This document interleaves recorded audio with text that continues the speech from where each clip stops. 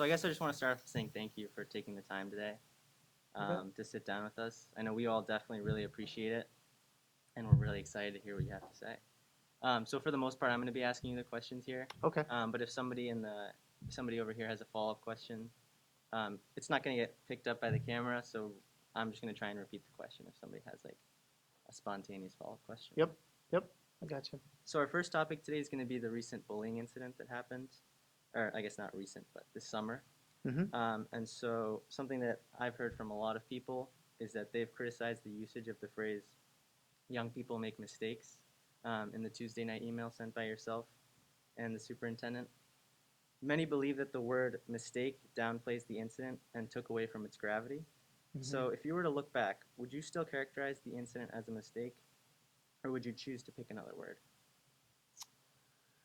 Yeah, I mean, let me say I understand that perspective for sure. I clearly it's a mistake, and there are mistakes that are grave mistakes, and there are mistakes that are, oops, I forgot my, homework or something.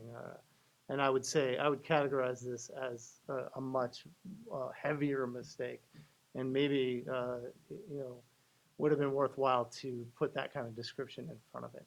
Horrible mistake, grave mistake. I don't know, something like that. Gotcha. I think describing it a little more deeply might have been more sensitive to the how people received it. Yeah, Okay. I And certainly didn't want people to think that I did not take it seriously. And if it came across that way, then I need to do a better job. Does that yeah, does that make sense? absolutely. Yeah. And a lot of people also were just wondering what goes into writing the emails from yourself and the superintendent. How many different sets of eyes does that go through? That's a good question. A number of sets of eyes, Mm-hmm. right? So, I think people understand that there are some legal obligations that we have, and I mean, I get that sounds bureaucratic, and it's hard to get away from though, because there are just simply things I'm not allowed to talk about. And I'll give you, for instance, so I'm well aware that last week the police report got out into the public eye. Even though I know that that's out there, I would assume that your good reporters out here probably have all seen and read it. Um, I still can't comment about what's in there. Like legally, I still can't make comments about specific names of kids that are in there. I'm not allowed to do that. So we have to take those kind of considerations into account as we write those emails. And whenever you're writing an email that's sort of intended to come from multiple people, certainly with Dr. Lucier and I, so there's contributions that he has to make and considerations from his role and contributions that I have to make. And then, of course, we consult with our attorney. There's other people, the director of student services, often will lay eye, because it's a student issue, will lay eyes on something like that. If there's, anything, assistant principals who are really close to a matter, they'll take a look at it. Sometimes we'll take somebody's view who might not be directly related into it, but we trust their kind of eyes on something, and they'll take a peek at it for us too, to look at language. So I know that's sort of how Okay. it kind of goes around. And on the topic of emails, a lot of people have expressed disappointment that the email sent on Tuesday night was sent later in the night, almost at 11 p.m. And many think that that's kind of an indication of, this is other people's words, not our words, but being swept under the rug, kind of just waiting until the very last minute to make a communication. Um, do you have anything to address the concerns of people who say that that was too last minute?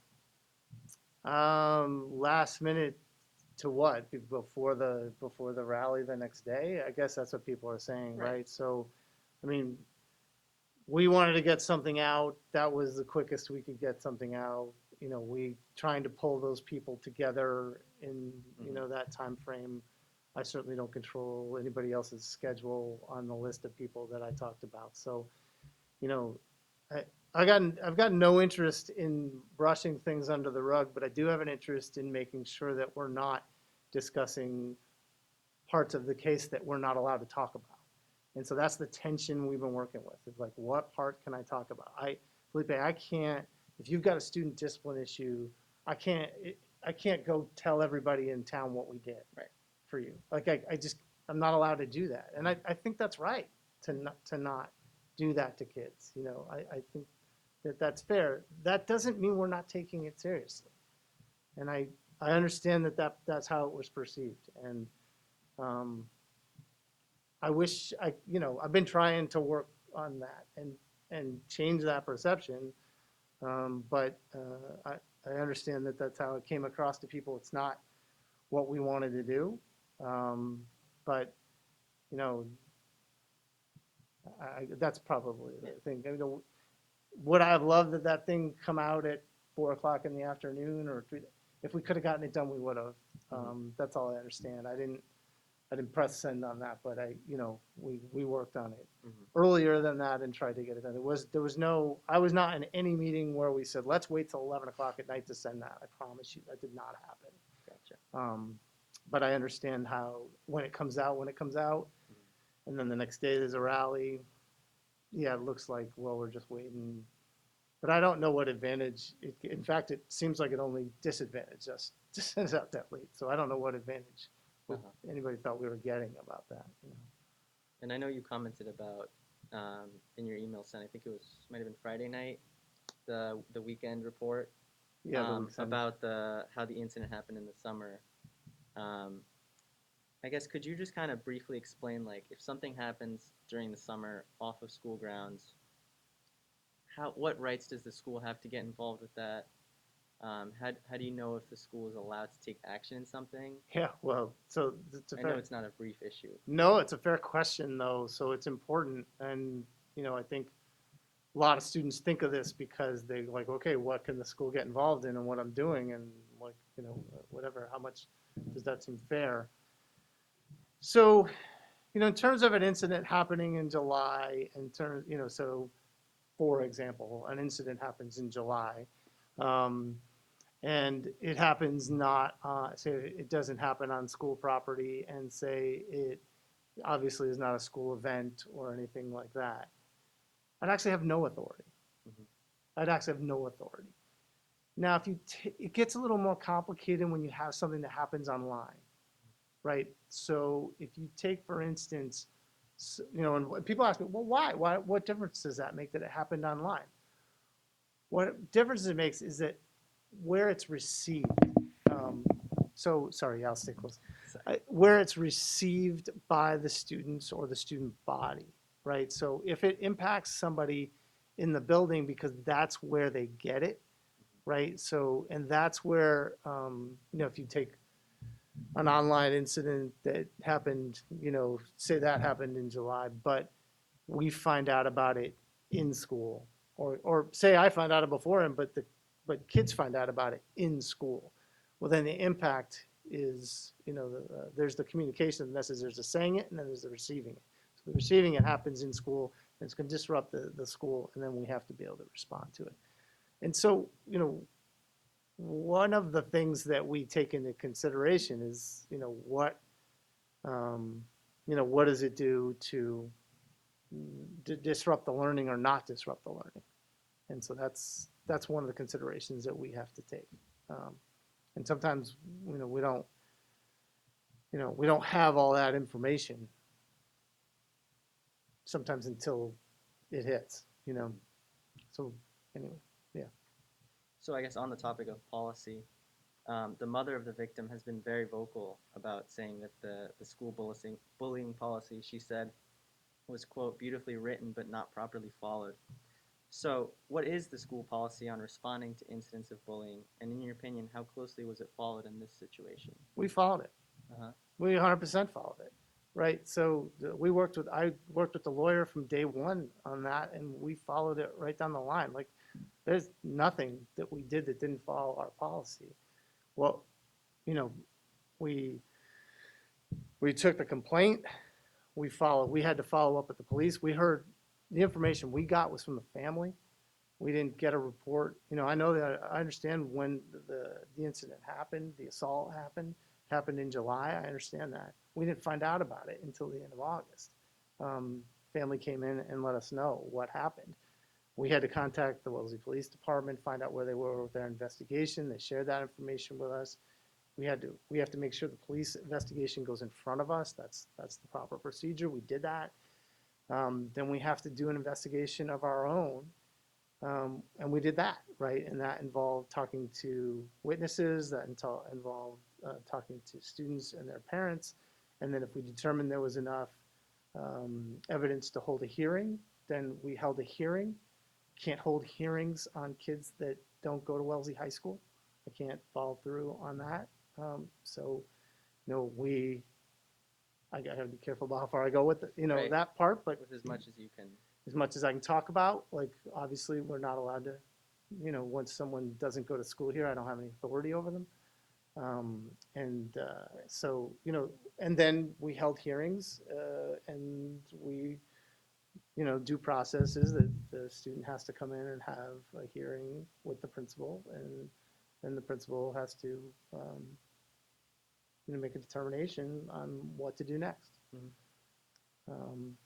And then inform everybody in writing. The information goes to the family of the person who had the hearing. That's where that goes. It doesn't go to the media. It doesn't go. Right. It doesn't go out. It doesn't even necessarily go out to the family of the victim. Right. But that's how that goes. So we did every one of those steps.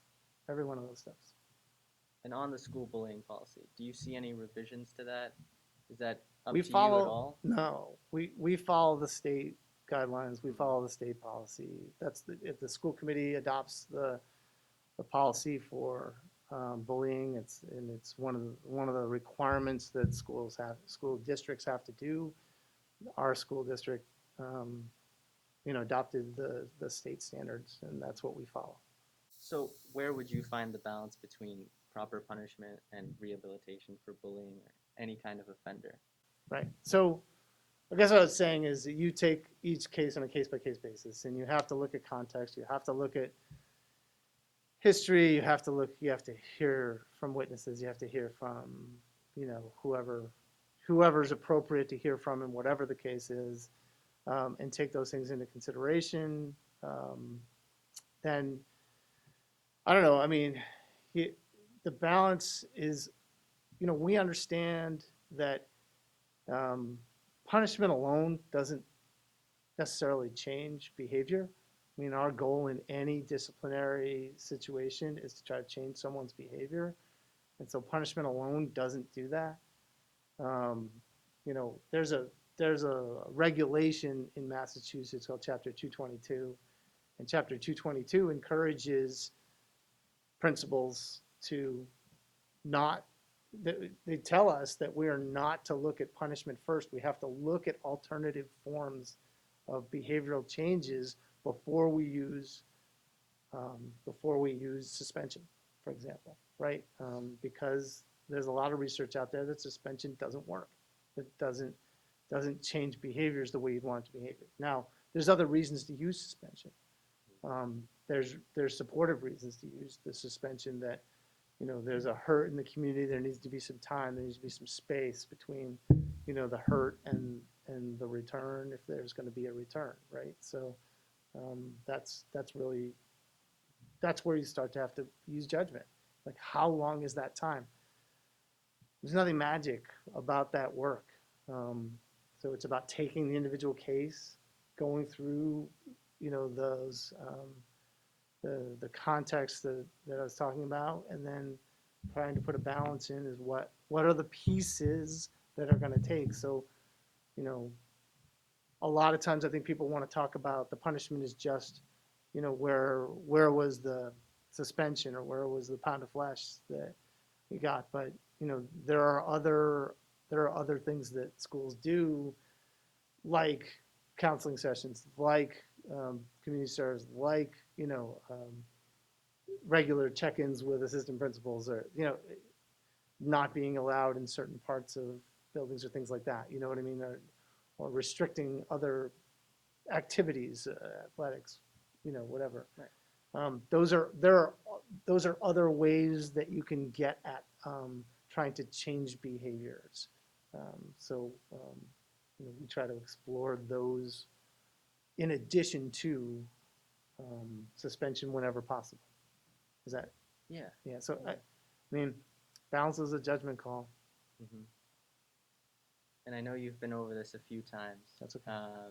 but I guess just to reiterate for the people who haven't read your emails, I know this isn't a private school, but what are some of the requirements that the public school has to meet to expel a student?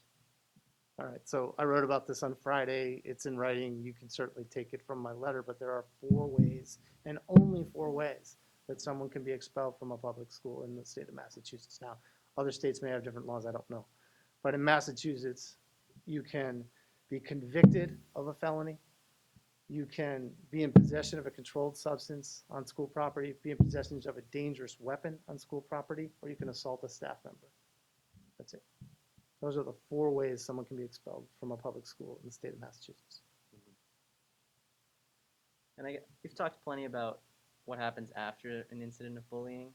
What are some of the steps that the high school tries to take to prevent bullying from happening in the first place? And do you think these prevention plans need a refresher, or in your opinion, have they been effective at combating bullying? Yeah, look, bullying, um, bullying is a tough nut to crack because, and we like, how could I possibly say we've done enough? It happened again. You know what I mean? And there's not a person in this room or a person who's going to consume this story who's going to say they've never heard of or felt somewhere somebody doing something bullying. A lot of times, stuff doesn't get reported to us. And there's reasons why kids make those decisions, right? Why you might say, I don't want to I don't want to get that kid in trouble, or I'm afraid it's going to be worse for me if I do that. I totally understand that. So those are some of the challenging things that make it so it's really hard for bullying to permanently be eradicated from the face of the earth, which would, my gosh, please, if someone's got a formula for that, tell me. I'm in, all in. I don't want any kid to ever feel intimidated or bullied here at Wellesley High School or around Wellesley High School. I don't want it to happen, and we want to do everything we can to prevent it. So, you know, every year staff does a mandatory training on bullying every single year. Is it super effective? I, I, I, I don't know. I mean, like I said, it's hard to say, oh yeah, it's the greatest thing ever, and because we still continue to have incidents of bullying, so we have to continue to make sure that we examine those things. Are we doing enough? A moment like this makes us pause. A moment like this, please, I'm reflecting. This is not a moment where I'm looking at this like, look, I'm confident we followed our bullying policy, but did we do enough beforehand? How could we have known? I would love to have known more information. Did we create a safe enough space here? Like, why do we divide our school into houses? Because we want to make it smaller so that everybody here is more well known, right? There's a team of people in each of those houses, that the house assistant, the assistant principal, the 3 guidance counselors, there's a clinician in every one of those houses. I mean, I would guess that for every person at this high school, the house assistant probably knows if your parent has ever called because you had a dentist appointment, or because you had to be out sick, or they were worried about you, or wanted to get your guidance counselor. The house assistant has probably spoken to your parent, right? Or emailed back and forth, or both, right? So we created that system to try to know families and students better than if we just left it a big school. Advisory is by far, not a perfect system. We know that. There are advisories that work really, really well, and there are advisories that don't work as well. And yet we have a system in place where for 8 minutes every single day, you're with an adult who's not grading you for that time that you're there. And the concept is that every single day, every kid in this building has somebody with a set of eyes on them. We created that with this in mind. Like, that's why advisory exists, so that you have eyes on you every single day, and their only responsibility is to check in on how you're doing. Like, that's what is supposed to be the case. Now, in some cases, that creates a really safe adult to go to. Sorry. No. And in other cases, that relationship doesn't work out that well. That's, sometimes it doesn't work. But, that's why we create that system. That's why people are like, you're crazy. Why do you have 8 minutes of advisory every day? Well, that's why we have 8 minutes of advisory today. Not just for bullying, but for all kinds of things that you might need a trusted adult for. You know, we have guidance seminar where guidance counselors, we build, we've been doing for years. Guidance seminar seems bogus, or, it's boring, it's once a cycle, it's annoying, it gets in the way, it takes away a free, or you might have to come in early one day. We get it, but why do we do it? Well, we do it so that your guidance counselors get to know you better. I have a really good friend who's a guidance counselor. He used to be a guidance counselor here, and he went over to the dark side, and there's a story to it, but he ended up at Needham, and he's a guidance counselor at Needham. We might not want to admit it, but Needham's a great high school. There's good people over there, and my buddy's a really good guidance counselor. And one of his impressions after his first couple of years there was, oh my gosh, I knew my kids so much better at Wellesley because of guidance seminar, because I saw them on that little sort of semi-regular basis. That's another way that we try to keep eyes on you and build relationships with another, again, guidance counselor, trusted adult, doesn't grade you, doesn't, trying to get to know you as a human being and understand you. We build out the beginning of our school year every year. I mean, how annoying were those first 3 days? Everybody told me how annoying they were. Like, they were stops and starts and all this time, with advisory, and the teachers were trying to do these get to know you things at the beginning. And we impressed on faculty, slow down this year in particular, right? We're trying to build a climate of care. I've been talking to the staff about building a climate of care and the need for building a climate of care here before we can get into the other work that we do. It's for precisely these reasons. It's precisely to get to know kids. And hopefully some effort here on one of these people's part, whether it be a coach or an extracurricular activity or one of these teachers who took a special interest in you, or an advisor or a guidance counselor or the house assistant, it doesn't matter, it could be the custodian. It doesn't matter, like, we want everybody here to be approachable. I ask every single person who applies for a job at Wellesley High School, I ask every single person who applies for a job at Wellesley High School the same question. I ask other questions, but I ask this question to every single person. Mr. Finneran's back there, he knows what I'm gonna say because he's seen me do it. Tell me what you love about high school kids. And I ask him that question for a reason. Because I don't want anybody working here who doesn't love high school kids. I love high school kids. I love high school kids. This is where I want to be, right? I want to be at this age group for a reason. I think you guys are awesome to work with. And the last thing I want is to see anybody in pain here. So we put a lot of work into trying to create systems to catch this kind of stuff up front. So this is our bullying prevention work. It doesn't look like it in some kind of, I don't know, here's your bullying prevention 10-point plan, but it is. It's what we do, and it's the culture we try to create. And that's what I'd say. How is it working? Again, I can't say it works perfectly because we still have these incidents that come up. So we'll continue to try to get better. That's our every day. Every day we have to come into work here and try to get better. And we're going to continue to do that. That's what we were doing before. With more reflection on this incident, of course, we will try to get better from this too. A lot of students have mentioned that to us, and just in general, that they don't feel like they have a trusted adult in the building that they can go to talk about not just this incident, but any incident. I know this is very much putting you on the spot, but is there anything else you could think of that could help more students feel like they have somebody trusted in the building to go to? I'd put that question back to you. Uh-huh. Like, and I don't mean to kick it and, No, right. Not take responsibility.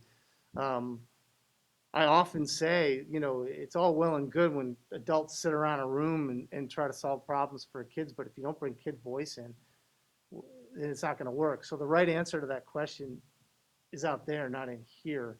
I mean, do I consider myself, some kind of expert in working with high school kids?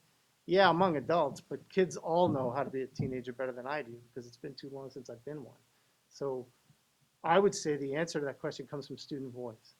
Like, what is it that we're not doing that you need us to do? And that's the right question for us to be asking, not just you, all kids here. And maybe that's part of the reflection we have at the moment. If that's a feeling, so I don't know what a lot means. I don't know how scientific your and I'm not trying to be critical of your work. I mean, Right. you know, we have done obviously the Metro West survey, which you guys know about. I wrote about that Friday as well. But we've also done the child success work and the child success survey, which is another layer, by the way, of how we're trying to, and for years have been trying to work on, you know, how to make this place a safer place. I mean, I hope people know that I end many of my emails with the tagline of "Never worry alone." You know, like there it is, right? So um, I want uh, I want to know the right answer to that question. And if these things that we're doing are not being effective, then we need to hear what students think is wrong with them or what is right about something else that we could do that we're not doing. Because I'm wide open, wide open. If there's some idea out there that's going to make kids feel like they've got a trusted adult here, I'm I'm I'm open. My ears are wide open, and I'm willing to work hard at trying to make that happen for kids. Kind of moving a little into a different direction. Um, I wanted to ask you about the recent racist incident that happened on Discord. Sure, yeah. This is kind of similar, but instead of the approach to preventing bullying, what is the high school's approach to preventing and reprimanding instances of bias or racism in our community? And do you think that they're effective? So there's similarities and there's differences between the two. Obviously, is an interesting coupling for sure, and the moment sort of points to us having to couple those, given that they've happened so close together this fall.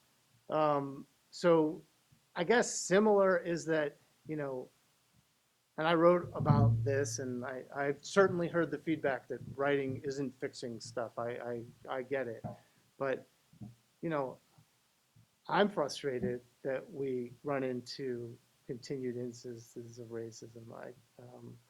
And I don't think that it's limited to Wellesley High School or the town of Wellesley either. I think that this is work that, as a community and as a nation, we are faced with at the moment. So, in saying that, it's really hard to believe that any practice or policy is going to eradicate racist language, racist statements, racist acts from, you know, the face of the earth. The face of Wellesley High School is the scope that we have to pay attention to. And so when we have the opportunity to actually have somebody in front of us who has done something that has hurt the community, then yes, we have to follow our procedures and, you know, if it's appropriate, punish them. Um, Sometimes we get anonymous things that we can't punish an individual because I don't have an individual to punish. Um, and sometimes we do, and we try to punish them. Has it made a difference? What's hard, I think, is it's hard to. We've punished anybody we've been able to punish. I can say that. That's it. So, does that mean that everybody out there thinks that we did enough? I don't know. You know, like I don't know if they thought we did enough. Did we do enough to change people's behavior?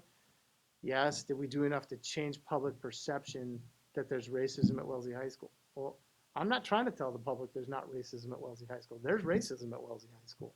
Do I want to eradicate it? Yes, you should too. And it's all of us to do that. And we will enact our policies and we will enact our punishment. And some of the upstream stuff that needs to happen on all of our watch.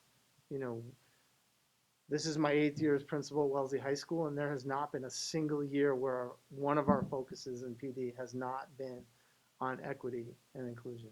There's not been one year, and it continues to be this year. And I don't see an end to that. And I've told the faculty that, right? We don't do the same stuff every year. It's not the same training, not at all.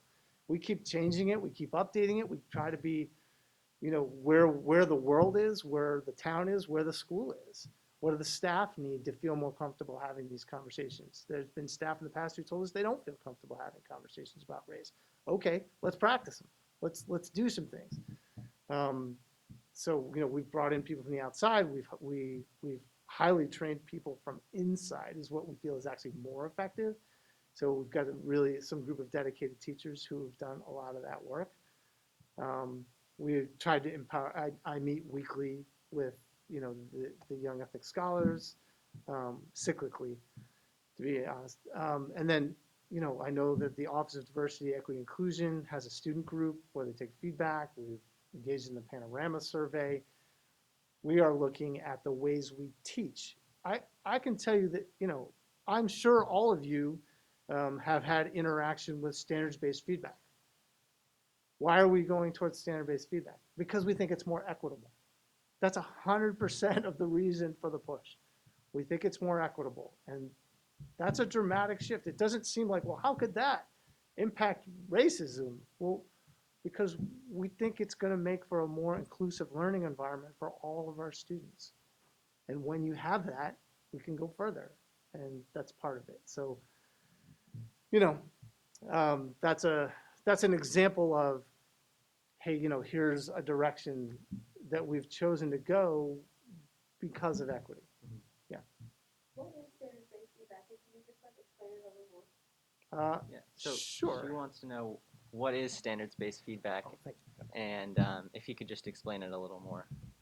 So standards-based feedback is an effort to take the focus off of grades and put the focus back on learning.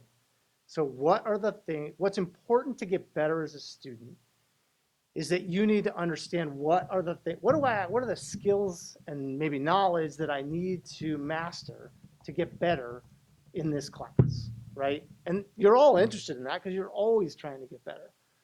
So what we're trying to focus you on, instead of okay, I had a 91 on that test, I really wish it was a 95. What I want you to focus on instead are, what? You don't have great details from the text to support your thesis. In fact, your thesis is vague. And we give you feedback on a rubric that tells you those are the places where I want you to pay attention, right? And so we're going to continue to give you feedback on those specific things. I'm using English because I'm an English teacher, sorry. You could do this in, obviously it's done in other disciplines, right? And so that's the concept, that the teachers think about, okay, what are the standards that we want kids to reach to be masters of this information by the end of this course? And how are we giving them feedback? It's so much about feedback. It's not fair for kids to have to come back to the next assignment not knowing oh my God, I don't know how to get better. All I know is I got a 91. I need to know why that's a 91 and not a 98. I need to know why that's a 91 and not an 88, right? And so that's what this is about, is trying to get people to focus on those pieces. What's the feedback you're getting on your performance specifically? What do I need to do? Not my classmates. What do I need to do to get better in this class? And that's a pretty, it's sort of broad, I know, but that's the heart of it, though. That's what standards-based feedback's about. Is that helpful? Yeah, good. So our last topic for today is just going to be about the U.S. News Report and I guess just in general the ranking of high schools. And so Wellesley High in the past 2 years has dropped 7 places in the U.S. News. In 2019 it was sitting at number 19 and now it's at number 26. And so we've heard a lot of concerns that the Wellesley Public School District has declined in rankings across the board, from elementary all the way up to high schools. Is this a cause for concern? Do you see any validity to people who have mentioned this as something that we should be concerned about? Well, if people are concerned what they're concerned about, it's not my place to tell you what to be concerned about, right? I can tell you that what I'm concerned about are the things that we talked about here today, right? I'm concerned about trying to create a safe learning environment for all of our kids, and I believe that that's the best way for our kids to achieve. I believe that teaching kids how to focus on what they need to do to get better in a very specific way is going to make them better learners. And if we make kids better citizens, feel safer, and have better learners, they're going to have really good outcomes in the real world and in life. That's what I care about. I mean, that's the most important thing. I understand rankings have things to do with like, um, I don't know, maybe they have something to do with property values. Maybe they have something to do with, I don't know. I don't know what else it has to do with, right, with the rankings, frankly. I know that some of the ways they're tallied don't measure what I'm talking about. Like we've put a focus on these areas, and so some people are critical of that, right? They want us to focus on AP scores. They want us, which our AP scores are actually quite good, but where are places where, so if you just took our AP scores, we're not ranked 27th, but if you took the number of kids who take AP classes here, that's one of the things that they measure. So for example, if you have to have huge numbers of kids taking an AP test to move up their rankings. Well, should we just artificially start testing everybody because then we'd go up in the rankings? Wouldn't make you a better student. It wouldn't make you a better learner. It wouldn't make you more prepared for life. But we could move up the rankings. I mean, there was a concept that came to me a couple of years ago, and it was an interesting concept of having ninth and 10th grade history be AP Modern World. And we would sort of, every kid which basically just about every kid in school takes that class, right? And there was no level, everybody's taking AP. And then everybody would take the exam. That. But will we have been a better school because of it? I don't know. Like, I don't mind if our rankings go up, please. I wouldn't be upset if our rankings went up.